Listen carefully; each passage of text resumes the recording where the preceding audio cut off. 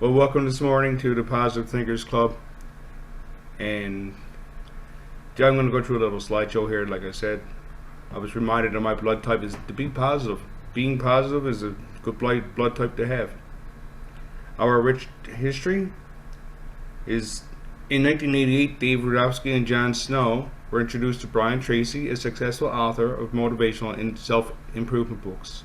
Brian Tracy developed a Phoenix seminar on human relations.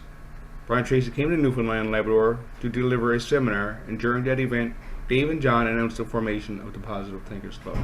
Today we have over 100 members, and we're continuing to grow. We just recently elected our new board of directors, and we're going to keep growing and getting more people interested in positive thinking. The Positive Thinkers Club is a non-for-profit organization based in St. John's, Newfoundland and Labrador, an organization that instills positive awareness in its members through regular monthly meetings every last Saturday morning of every month. We're currently doing it online until at least, I believe, September, and it's going to hopefully get back in person very soon. A typical gathering before COVID, we had a hearty breakfast, and the president of the club give all the relevant information. There's a guest speaker. Today we're very fortunate and lucky to have George here, and with a positive message. A typical seminar for this club is delivered to its members twice a year, and some seminars delivered in the past include things such as stress management, the power of positive thinking, emotional intelligence, the power of your passion. We all need to have some kind of a passion in life, I believe. Goal setting, and many more. One small positive thought in the morning can change our whole day. So imagine how many thoughts you can gain by listening to positive thinkers speak. The club believes in missions and vision. During the introduction to the Phoenix seminar, Dave and John decided that a Positive Thinkers Club would be a great start to generate people to meet on a regular basis and promote a positive state of mind. We do have a future. We all have a future. Hopefully it's a positive one. Membership expansion. Our plan is to continue to grow its membership numbers with a focused effort on attracting younger adults to our club. We're going to continue with workshops and seminars once we're allowed to meet in person again. But like I said, hopefully soon. Back to in-person meetings, and keeping online Zoom meetings happening even after we're able to get back in person. So we're going to become a hybrid club, which is good because it makes it more accessible and more inclusive to more people. Currently, as of January, we had 110 members, and I believe we've gained a few more since then, which is good. And why join our club? To find like-minded people to share your passion with. Birds of a feather flock together, so humans of a positive mind come together to be kind. Overview your membership. All you need to know is we're a great network. Attend Positive Thinkers seminars for free. Learn public speaking skills by participating in our monthly meetings. Currently, we're online. We're looking at moving to the Lantern, possibly. We were always at the Bella Vista for the last couple of years, but because of unforeseen circumstances, it looks like we're going to be moving to the Lantern. The different membership fees: singles $30, for families $40, and the youth membership is $20. So if you know anybody who would be interested in joining our fabulous group, then that would be great. So this month, like I said, we have George. How do you pronounce your last name, sir? Masswohl? Give it a shot. I believe you could do it. Masswohl? Masswohl? That's perfect. That's great. Okay. Yeah, it's in its original form. It's Masswohl, but everybody just says Masswohl, so that's good. Masswohl. Okay. Thank you. So that's our guest speaker for this month, and I'm sure he's going to have a delightful topic to share. And getting to know us. I'm surprised Dave is not here this morning. Katie, have you heard from Dave? He's here. Oh, he is here. Okay. Yep. He is here. Hello, Dave. Co-founder Dave Rudofsky, co-founder John Snow. I am your current president. First vice president is vacant. With anyone looking to join our club? Second vice president, the lovely, awesome Tina Olivero is here with us this morning. Would you like to wave your hand or say he? Okay. Secretary is vacant. Treasurer Nicole Miller. I am also your director of public relations, which I've been doing now enjoyably for like the last 3 years. Director of nominations, who unfortunately couldn't be here today, is Alex Zui. Director of Condex, Tom Chalker. He's been involved in quite a few years, I believe. And our lovely, fantastic past president and current director, who does a fantastic newsletter, is Katie Hussey. Other board members would be Christina Howe. We are available on Facebook, Twitter, Instagram, and we also have our own website. So you can check us out there if you would like. For questions and suggestions, our email address is positivethinkersclubnl@gmail.com. So that is it for my little presentation of the club and who we are. And now we're going to move on to affirmations. So we don't have anyone confirmed for affirmations this morning. So what I thought we could do is kind of open up the floor. I know a lot of people here today actually love to do affirmations. So I would like to open it up, and if anybody wants to share an affirmation that they have been using or one that comes to mind, if you'd like to unmute yourself and share, that would be awesome. Actually, I will start one if there's no courage for anybody. So one that that comes to my mind is right now in this time, just wanting to help more people. So one affirmation that I have, and if you would like to repeat it or if you would like to jot it down, is I feel connected in my heart as I help others. So having that feeling of affirmation, just really putting that out there so that I can transition into helping more people. So if anybody else has one, I would love for you to share.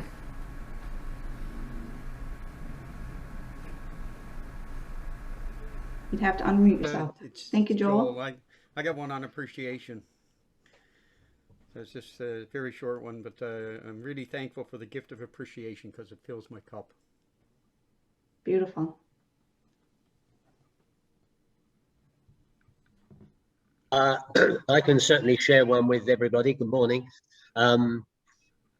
I often say to myself, I'm grateful for the people around me, and I have their faith and trust in being positive with them, family, and friends.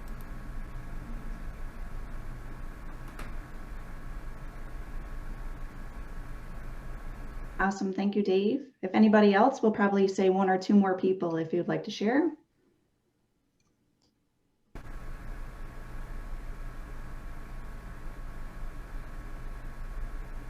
I got one more if I can be so bold.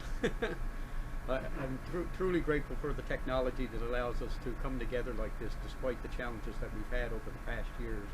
And grateful for the fact that we have folks like yourselves who are willing to step up and lead that charge. One that I like is, if you do what you've always done, you'll get what you've always done. Thank you, Bernadette.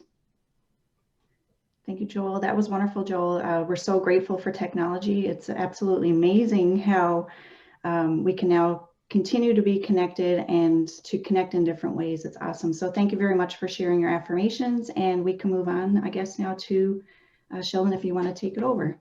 Yes. We are going to move on now to the lovely Tina Olivero, who is going to give the speaker introduction to George. Thank you. So I've known George for a few years now, and he's the partner of, I guess, one of my lifelong friends, Janine Conley. And since I met George, although he's from Ontario, he's more of a Newfoundlander than most Newfoundlanders I know.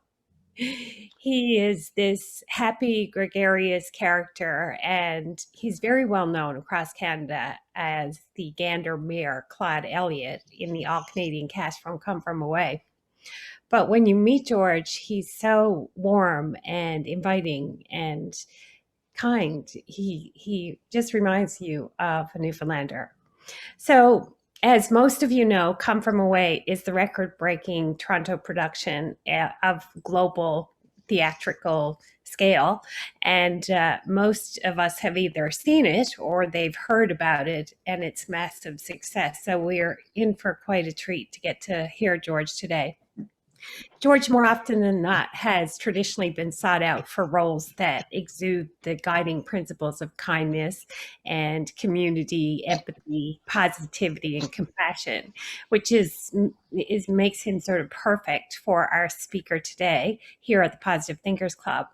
On the other hand, he's also played an odd serial killer, so I'm not quite sure where that fits into the whole thing.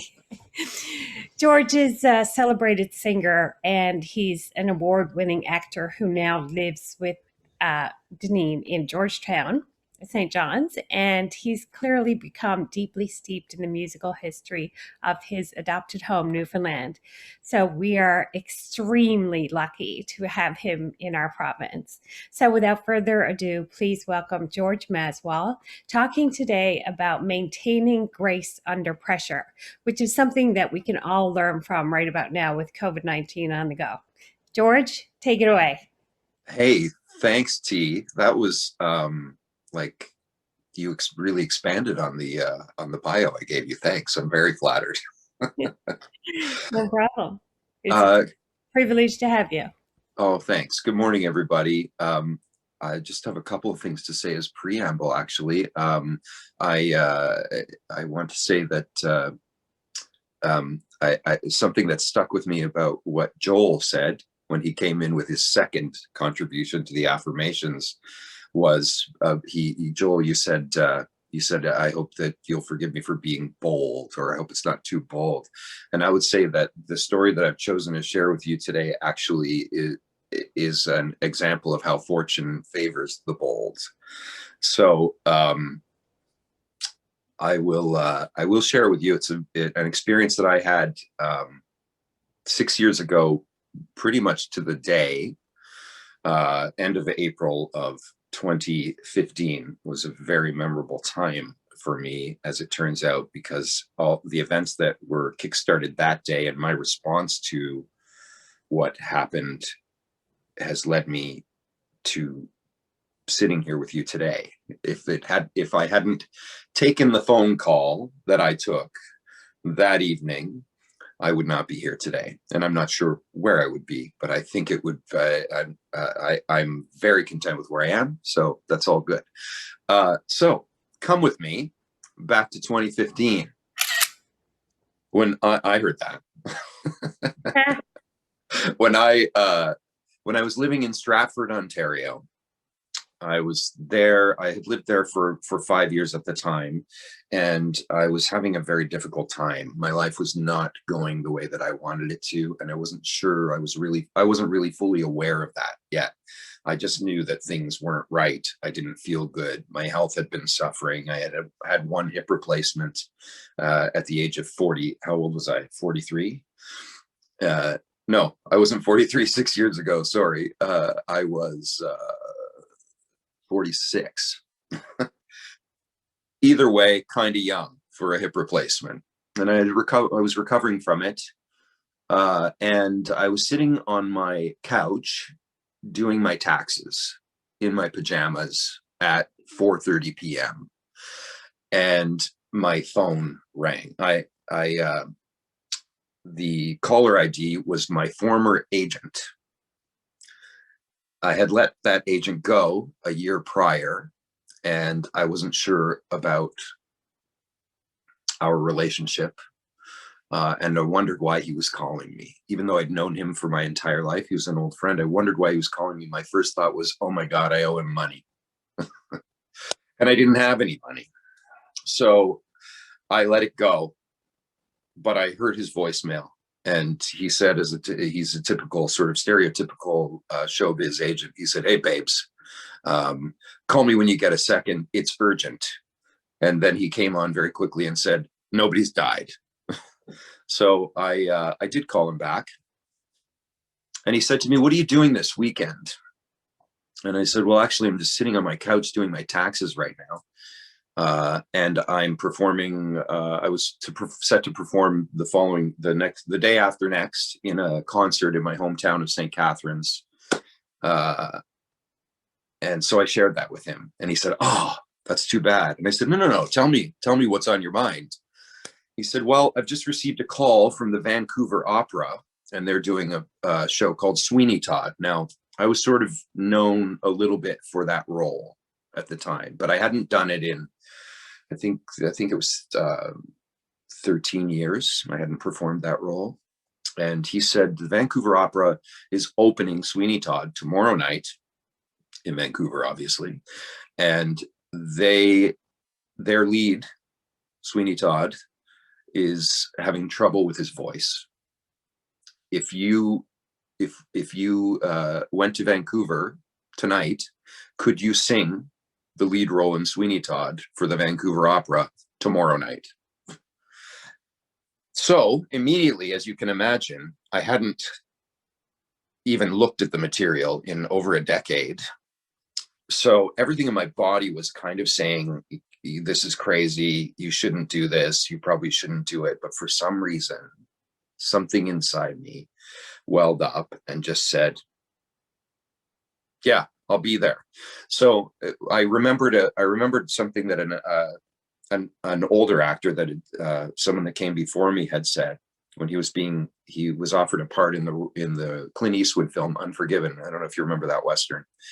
Anyway, he was asked when he was offered the role, "Are you a capable horseback rider?" And he had never been on a horse in his life, but he said yes. And then he learned. So he said, if you're asked to do something and you really want to do it, say yes, and then figure it out. Which seems a bit dangerous to me, but I said yes and decided to figure it out. So he said, "Okay, I'll call you back in 5 minutes." I immediately sprang up, left my taxes where they were, and went upstairs to start packing. He said, "You'll probably be on a plane in the next few hours." So I went upstairs to start packing, and I could not get my act together. I was immediately excited. I was immediately inspired. My life, as I see it now in retrospect, the wheels were turning to massive change in that moment. So I was almost paralyzed, not knowing what to do or what step to take next. So I got into the bathtub and I soaked, and I waited for further instruction. And I called a couple of trusted friends and shared the information with them and asked them to help me get through the next couple of hours of organizing myself.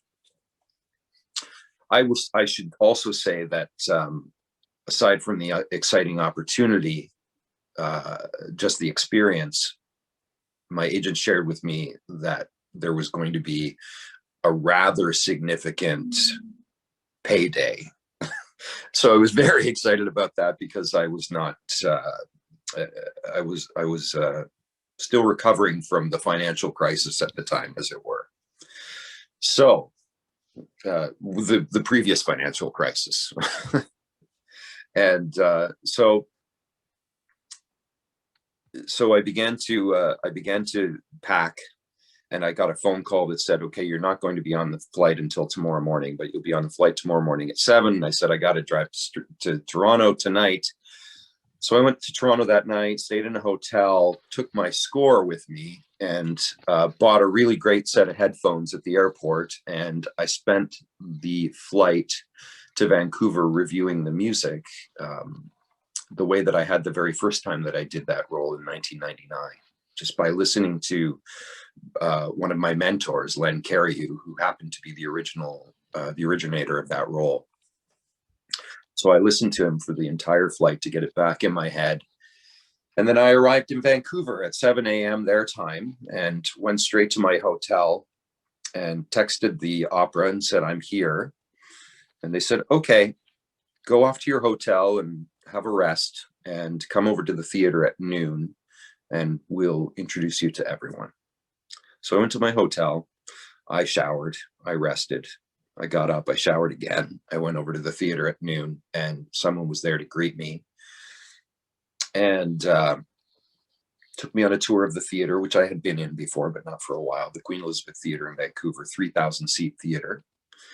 And he just showed me around the theater. There was a rehearsal in progress, but he didn't introduce me to any of the other artists. And at the end of the tour, I said, well, are we going to rehearse? Is there going to be some sort of rehearsal? And he said, no, the cast is rehearsing, but there's no rehearsal scheduled for you. Just go on back to your hotel. Here's your ticket for the show tonight. We think he's going to be okay. So I was on call, essentially. So I went back to the hotel, had another nap, made a few phone calls, told people what was going on, and then got up, had another shower. I think I showered 5 times that day. And it might have been a bit obsessive, but I was dealing with the anxiety of what was coming, the adrenaline, actually, the anxiety caused by adrenaline and this surge of positivity and wanting to succeed.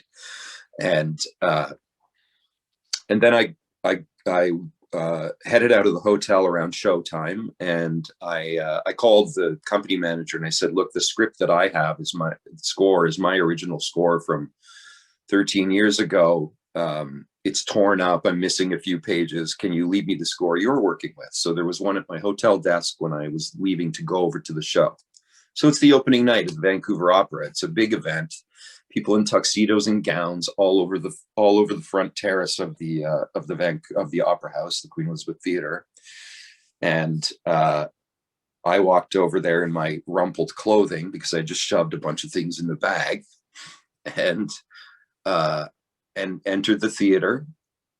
There was a ticket for me at the box office, and I went to my seat. I ran into a few people that I was acquainted with in the audience as I was entering, which was surprising to me because I hadn't been in Vancouver for quite some time. And people asked me why I was there. I said, I'm not really sure, but let's wait and see. So I went to my seat, and my seat was in the 5th or 6th row center. And I was sat, as it turns out, right in between the mayor of Vancouver and the premier of BC. And I was sitting there with this massive score on my lap and my phone inside my pocket on, in case anyone needed to get a hold of me. But I had no instruction from anyone. So sitting there, my first thought was, if I have to leave my seat to take over in the middle of a performance, which might well happen, they should have put me on an aisle. So I don't have to stumble over the premier and the mayor to get out in the middle of the performance. So I sat there, and the show began, and the instructions were that if I was needed, I was going to sing from in the orchestra pit. I was just going to sing from off stage, and the fellow playing the lead was going to lip sync, which is a common practice in opera if the singer is incapable. It's not a common practice in the musical theater, the theater where I am from. The understudy would take over the role and be on stage. But in opera, it's not possible in that way because rehearsal isn't as long. And in this particular instance, there are massive set pieces and a cast of about 100 on the stage. So it would be dangerous for someone to just step in unrehearsed. So the plan was, if he needed me, I would sing from the orchestra pit on the scene, and he would perform. So as soon as the show began, it became evident to me that I had been misinformed because there was no orchestra in the pit. They were all on the stage, and the conductor was on the stage with them. So I thought, well, I'll be fully exposed. And I wasn't prepared for that, but okay. At any rate, the show began, and this opera singer, this brilliant opera singer, Greer Grimsley is his name, and he's world famous. He's a Wagnerian bass baritone, and he is just a formidable figure. He's, in my mind, he was 8 feet tall, and hair down to the back of his knees, and just this beautiful, big, huge sound that could fill a 3,000 seat theater with no issues whatsoever. So he opens his mouth to sing, and it's just glorious. And I think, well, there'll be no problems here. And about 10 minutes into the show, I hear his voice start to go. And it's in a particularly unchallenging, relatively speaking, part of the score. So I was surprised that he was losing it there, but I watched him and I felt for him so much because I understand what it must be like in front of 3,000 people to be falling apart. And his voice was just disappearing. It was just fading away. And my phone wasn't buzzing and nothing was happening. But I knew, because I knew the score, I knew that I had about 10 minutes. At the end of that number, he would leave the stage and not be back on for about 10 to 13 minutes. So I thought, I've got to move now. So I got up and I started to fall over the mayor and the premier and their partners. And I was saying, I'm sorry, excuse me. And nobody knew I was there. I was just a nuisance to them at that point. And I said, I'm sorry, I have to go. It's an emergency. And I was getting a lot of tisks and so on and so forth. So I headed for the back of the theater, and one of the ushers came up to me and said, sir, where are you going? And I said, I have to leave. And she said, well, if you leave, you can't come back. And I said, I won't be back. So I went out into the lobby and I heard a flurry of commotion. There were a few people from the opera administration out there saying, what do we do? What do we do? What do we do? And I came around a corner and I said, I think I'm the solution, maybe. So it occurred to me in that moment that I was the calmest person in the entire building. I had a task ahead of me that was daunting, but I didn't feel that way. A calm came over me. And I trusted myself. I knew that I had what everyone needed. I knew that I could be the one to help in this circumstance. And I knew that I was the only one that could help. And I knew in that time, I felt the gravity of the moment because the Vancouver Opera Company was already in dire straits. They were not doing particularly well financially. And they had a full house of 3,000 people on their opening night. And they had 7 more performances scheduled throughout the week. And they were all sold out. So they were in a position to lose at least $1 million if they had to cancel performances. So I said, I'm here to help. And a man named Les Dalla, who ended up being the associate conductor, ushered me to he said, what should we do? And I said, well, take me to Greer, take me to him. I want to talk to him. So they took me backstage and I saw Greer standing at the end of a very long hallway with his wife, who happened to be playing the role opposite him. And she was sort of shouting, because she was upset, and she was shouting, what do we do? What do we do? And, there were some choice words being used, which I won't share with you, but where is the guy? Because they were aware that there was an emergency plan. Where's the guy? Where's the guy? And as I came down the hallway, I said, hey, I think I might be the guy. And Greer, this enormous man, just reached over everyone in between us and grabbed me and pulled me right into him and said, man, am I ever glad to see you. And I said, what do you need? How can I help you? And he said, I think I can speak the scenes. Can you sing it? And I said, yeah, absolutely. I got you. So he immediately breathed a sigh of relief and a smile came over his face. And then the associate conductor said to me, what do you need? I said, I'm not normally this decisive, but I went into complete problem solving mode. And I said, I need a music stand. I need a clip light. I need about 10 bottles of water. And if you can find a bag of Ricola, I'll take those too. So, and he said, where do you want to set up? I said, well, I'm not going on the stage, because if I go on the stage and sing, I'm going to be all anybody watches. So I'm not going on the stage. I was the only one capable of making decisions at the moment. So I said, please set me up in the wing where I can see onto the stage, so I can see Greer, and with a monitor, ideally, if you have one, that I can see the conductor on. So they did. They set me up in a little cubby hole, stage right, where I could see the monitor. And I'm getting a little bit nervous and excited just telling you the story and reliving it, because it really was exciting. And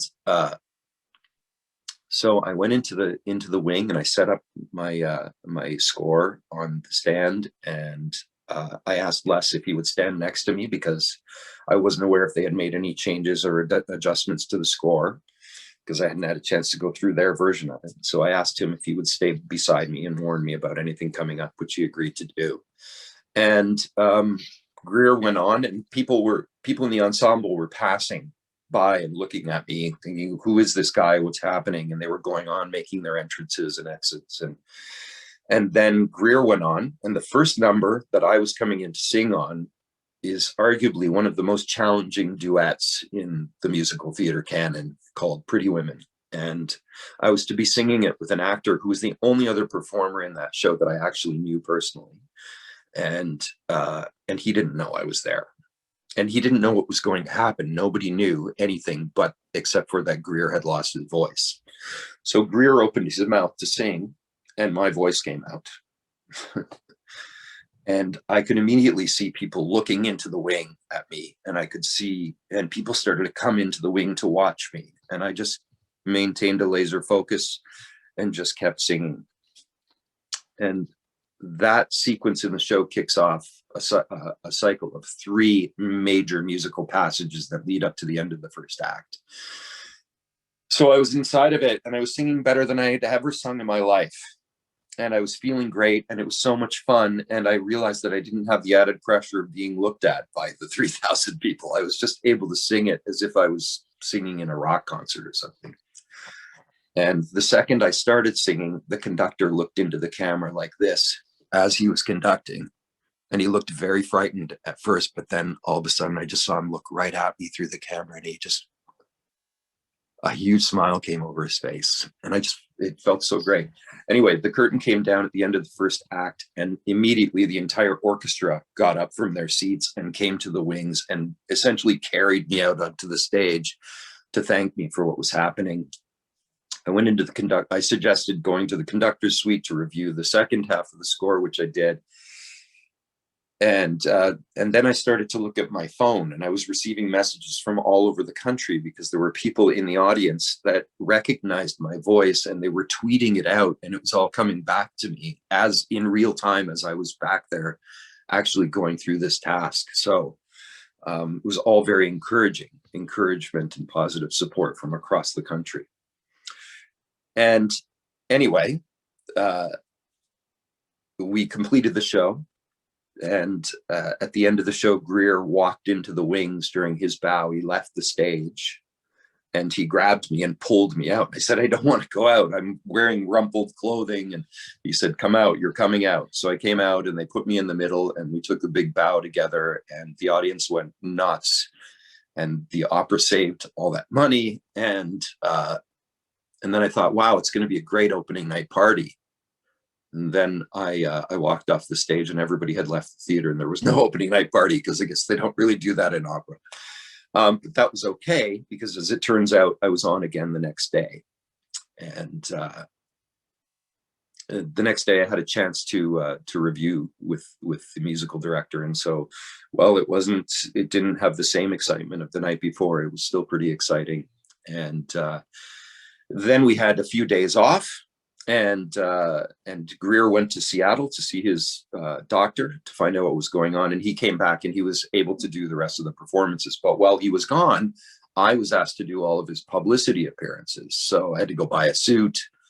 And I was overwhelmed that day, actually, by phone calls from everywhere.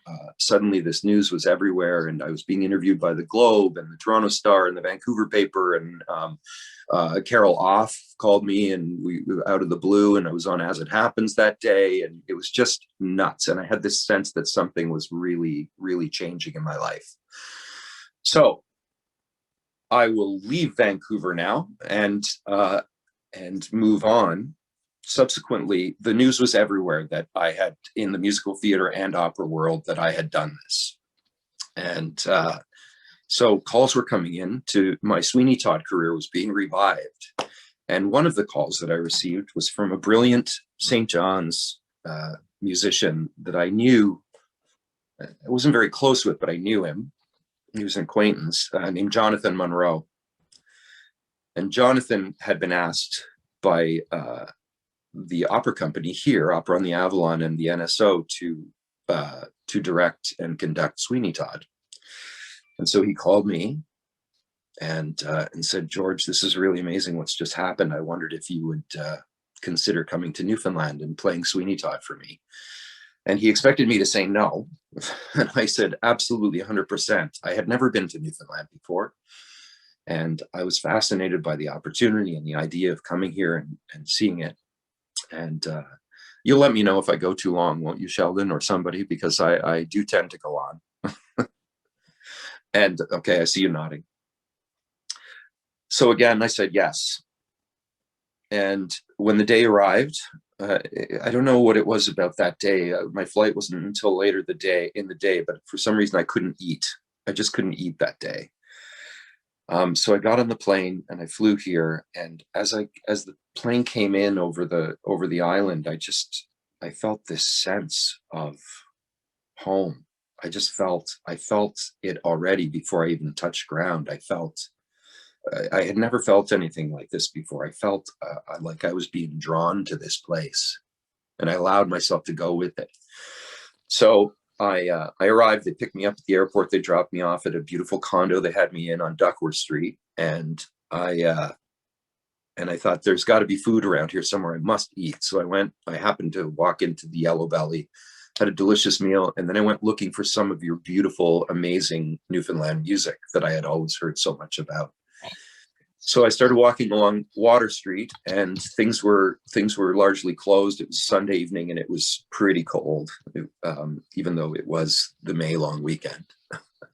and I walked into this little place called the Black Sheep, and there was an open mic night, and there were only a few people there.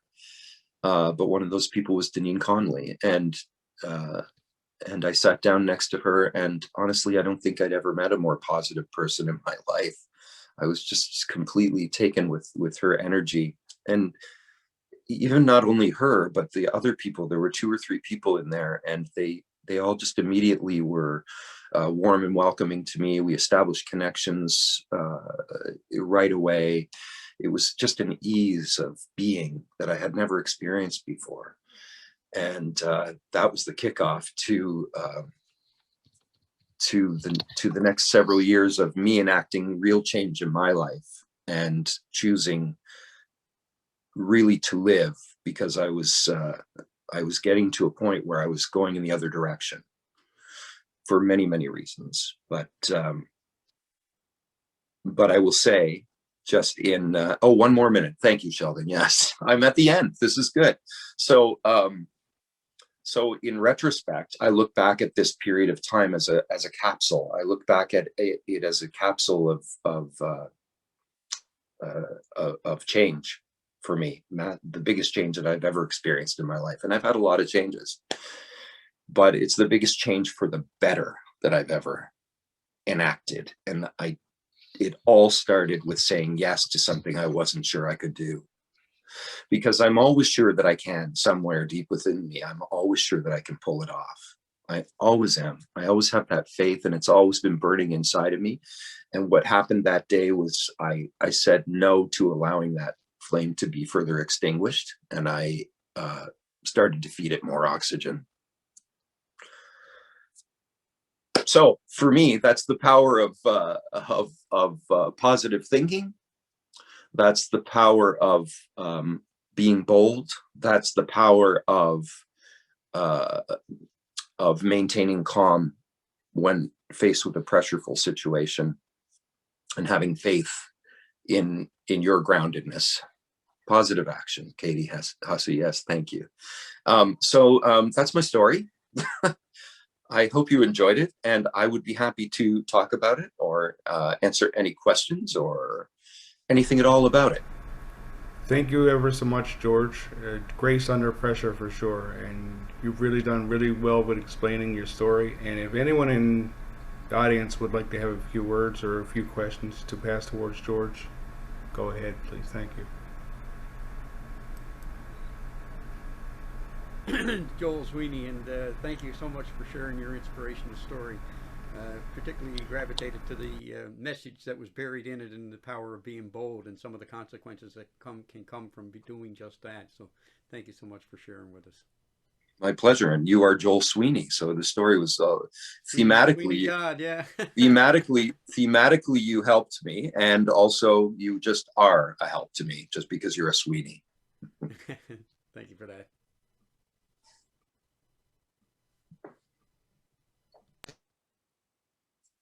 Talk to me, folks. What can I George, tell you? I have a question. George, share with us what it's like being the mayor in Come From Away. Like, what's that experience? Well, I have to say that thanks, Tina. The whole Come From Away experience. So this is another example of what comes from that decision that I made way back there. Because Come From Away, when I began to become connected personally with Newfoundland and with Deneen, I didn't Come From Away wasn't in my sphere of reference. I had no idea. I sort of was aware that it was there, but I just thought, oh, it's another one of these big shows that I'll never be in. But then it came to me, and I have to say, I kind of I was in transition at the time, so I wasn't saying yes to that. I was kind of rejecting it. They were calling and saying, come into audition. I was saying, I never get these things. I'm moving in this direction now. I'm not going to bother. So my agent said to me, you got to go in. They think they really want to see you for this. So I went in reluctantly, but I didn't prepare. And the casting director said to me, George, come on. They know me. I've been around a while, right? So I took I used a little bit of privilege there and did not prepare very well.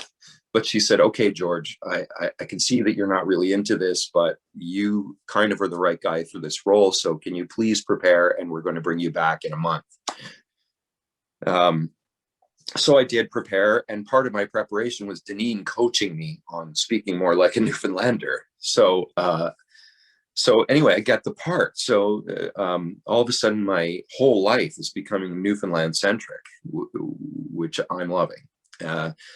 Anyway, yes, I got it, and so I have the opportunity to play Claude and to know Claude and the other mayors that I play, Durham, Flynn, and a couple of others. And it's great to represent those 5 days in Claude's life and what he did and how he said yes, and how he stepped up and how he took the reins when everything was swirling around him. At least that's how we represented in the story. What really happened on that day, I'm sure, was a combination of his leadership and the council and everyone coming together, community coming together. But it requires leadership. And I think he was a really strong leader in that moment. And Claude always says something when he comes to, when he visits us at the show. When he visits us at the show, we always bring him out on stage during the curtain call. And sometimes he'll do Q&A with the audience. What he always says is kindness and compassion. This is how he says it. Kindness and compassion is free. It doesn't cost you nothing. And I always remember that. And I try and remember that every time I perform the role of Claude. And I try and remember it in my every action around the show. And it has turned into us creating a culture of kindness in our show and in the theater community in Toronto. We started several initiatives to encourage other theater companies around the city to join us in raising funds for something or raising awareness for the other thing. We use the platform. To evangelize about kindness and compassion using the example of those 5 days in Gander. So the short answer, Tina, is it's a real blessing. It's an honor. It's a gift. And I have some anger that I can't do it right now, but I'm really looking forward to getting back to doing it again. And I will do it until I can't do it anymore. Right on. Thanks. I'm verbose. Anyone else like to give a few words? I'll shorten my answers, I promise.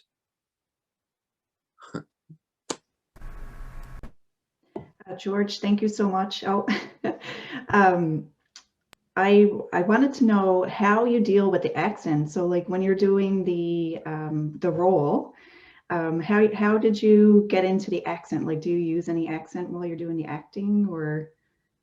Yeah, for sure. Well, you know, I'm pretty self-conscious about that sort of thing. I've always been an accent guy. Like that's sort of one of my strengths. I have a bit of a reputation for that. I used to do a series on the History Channel I don't, maybe you used to see those series that they would show you like an historical event in documentary, and then they would interview people in their own language. Mhm. I would do the voiceover translation in English, but with the accent from their language. Oh, wow. Amazing. So I would do Polish, I would do, any, most of the Eastern European things. But no, the Newfoundland accent is particularly difficult, especially because each one of you speaks differently. And regionally, it's very different from bay to bay, right? Mhm. So from one side of bay to the other, even. So being here, having access to the place and the people was invaluable to me. And so immersion for me is the thing. I need to immerse myself in it. And I don't think it's perfect. I look at some videos from the early days of the show and I think, oh my, terrible, because it's improved over time. But I think I've largely gotten it. And when I get back to it now, I live here now, so I fall into it. And when I get back to the show, they're probably going to give me corrections and say, you're not saying this properly. And I'm going to say, what are you talking to me about that for? I lived there. In fact, I did have one experience. I promised I'd shorten my answer. Sorry. No, I think that's okay if you want to share it. Okay. Go ahead. Okay. Well, there's one line in the show when we were first rehearsing it where I say something like, what's the matter with you? And that's how it's written in the script. And I had been to Gander and I met the people before starting rehearsal. And I had a video of Oz Fudge, the cop, saying with you instead of with you. And so I started saying with you. And the dialect coach on Come From Way, who is not from here, he's from California, and he said, can you please say with you? And I said, I could, but here's this video of Oz saying with you. And he said, oh, okay, well, I'll just change that now in my master script. So I had a lot of practical help from real people, and there's nothing better than that. And I do get people telling me, we get a lot of Newfoundlanders coming to the show, and I do get compliments on my accent work. So that makes me feel great.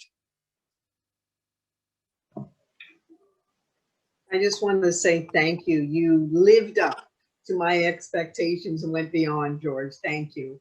And I'm so happy. I actually had the good fortune of seeing Come From Away last year before COVID hit. Were you up there then? When did you see it? It was what month? It was January. Yes, I might have. So last February, I was scheduled for my second hip replacement. Oh. So I actually left the show a month before COVID shut us down temporarily. I was about to come back when we got shut down, but I was only doing 6 shows a week prior to that, just because of my level of pain. I couldn't sustain more. So my understudy was on quite a bit. So it's possible that I wasn't there. So for that, I apologize. Yes, but it was amazing. The whole show was amazing. David, my understudy, is magnificent, and he could just as easily be playing the role every day, as well as I. I'm glad it's me, but anyway, thank you. Thank you.